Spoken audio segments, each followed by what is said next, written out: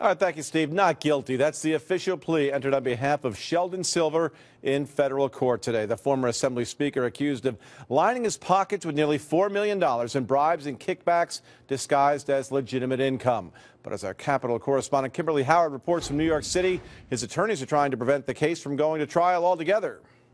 In addition to a plea of not guilty, Silver's attorneys argue that the bribery charges filed against him should be thrown out. I did nothing wrong. Excuse me, guys. Former Speaker Sheldon Silver used to the media frenzy surrounding his federal court appearances by now. But in court, it was the media firestorm Silver's attorneys say was created by the prosecution. That's the problem. We moved to dismiss the indictment based upon the prosecutor's improper extrajudicial comments throughout this case. Silver's defense team filed a motion to have the 3-count indictment against him thrown out, saying the grand jury proceedings were compromised and his right to a fair trial destroyed after U.S. Attorney Preet Bharara detailed the specifics of the case to the media, even charging that the prosecution leaked the case to reporters before the initial complaint was ever unsealed. We've said before that we are going to do our talking in court.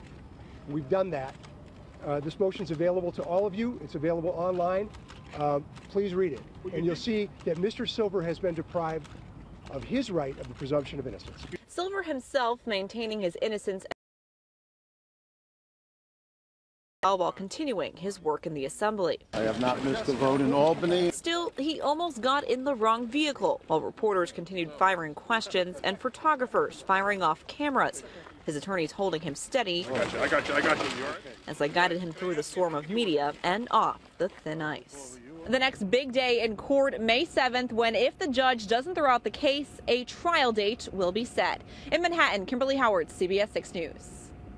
Prosecutors maintain that nothing that was said about this case was unusual or extraordinary.